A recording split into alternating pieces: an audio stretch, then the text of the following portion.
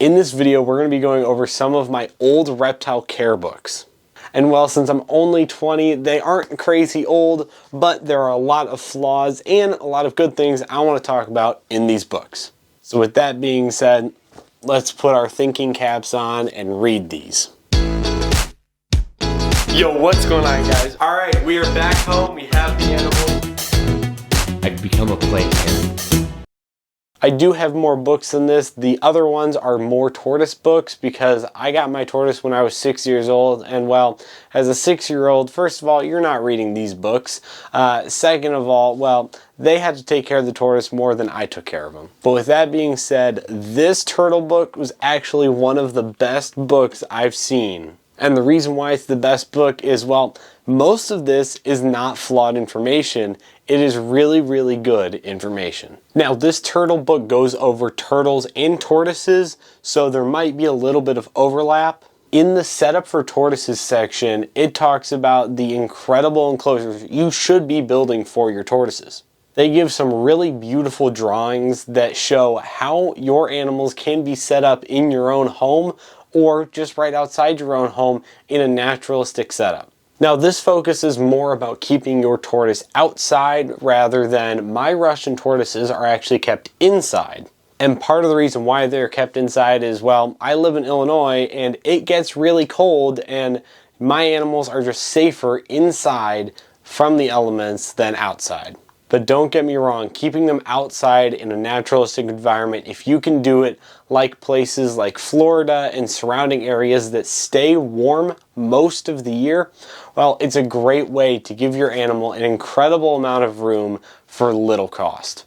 Now, the nice thing is my tortoises live in a 4x4 enclosure, but they have a door that I leave open almost 24/7 where they can walk around the entire first floor of my house. Next, we're going to move on to getting to know your tortoise and building trust with them. The first thing they talk about is the quarantining of your animal. I do think it's a good thing to quarantine your animal even if they're going to be spending time outside, just to know their basis of health and hopefully finding no underlying conditions. It also states that the turtle stays in quarantine until a veterinarian confirms that it is free of health problems. Now, I love veterinarians. They are great at keeping our animals healthy year-round.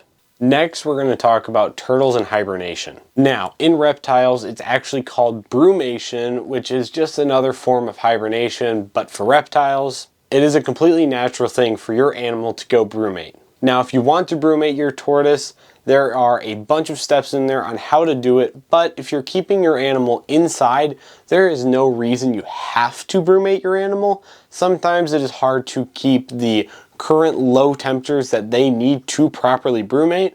So for my animals, I just keep them up year-round. One of the last things in this book is a pet sitter guide. I just recently made a video talking about what to do when you go on vacation. And this gives a good outline to what your pet sitter should do when you are away so your animal stays in the best possible condition. Well, that is it for the tortoises. Let's move on to some even crazier stuff. Next, we're going to talk about snakes. And specifically corn snakes. I got this just before I got my corn snake Einstein for Christmas. So it's been around 8 years since I've gotten this book. Let's see if there's some inconsistencies. Now, before I go through this book, it is a breeder series book, so a lot of the stuff I talk about are going to be mainly as a breeder's perspective, showing probably smaller enclosures than what we would say are adequate. So with that being said, let's get into the book. In chapter 1, right off the bat, they talk about wild caught or captive bred. There should be no reason why you're getting a corn snake that is wild caught. And being captive bred helps to know if there are any known parasites in the area that they were wild caught from, or no parasites at all if they're captive bred. The internet is also a great place to get animals. Places like Morph Market are great places with reputable breeders that know how long this animal has been in their care, because usually they're the one who physically produced it. This book has a list of everything you should need to bring home your snake enclosure-wise, and a lot of these things are optional. One thing that it says is optional, but absolutely is not optional, is a thermostat. If you're using things like heat mats, Those heat mats can get excessively hot and burn and harm or even kill your animal. I have thermostats on every single one of my enclosures that has an under tank heater or a heat mat because those can get incredibly hot and I don't want to hurt my animals. It shows a very good picture of the feeding schedule. This would be more of a breeder's perspective of how much it's feeding, when it's feeding, what size it's feeding, but you can also do this in your own home. A lot of people like to know what sex their animal is. And for corn snakes, thankfully, it's pretty easy. It has a nice picture here that shows if a male's tail is really long, usually it is a male, and if it has a shorter tail that tapers quickly, it tends to be females. Now, that's not 100%. For people at home, you can just do it by seeing how long the tail is. I do appreciate it that it talks about escapes and ways to help you catch your animal. Well, I did have to use that once or twice. It also talks about diseases and disorders. It could be respiratory, it could be a lot of different things. If you are not sure though, please take your animal to the vet. Vets know a lot more than just us hobbyists, so take it to the vet if you're unsure.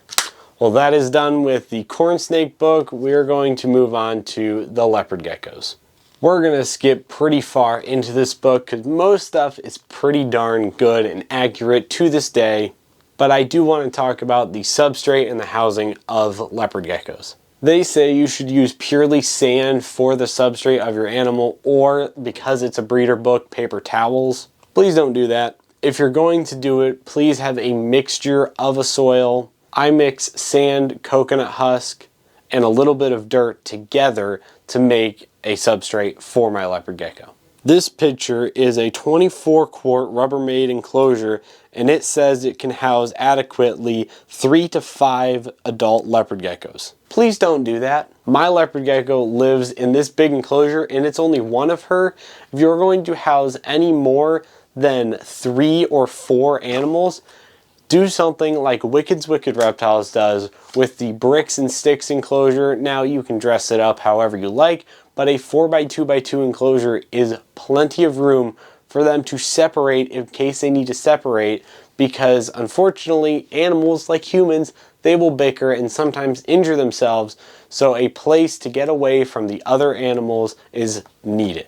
A way to sex your leopard gecko is to find these little pores on the underside right next to the vent, and those are called the hemipenal bulges that help tell it is a boy versus a girl.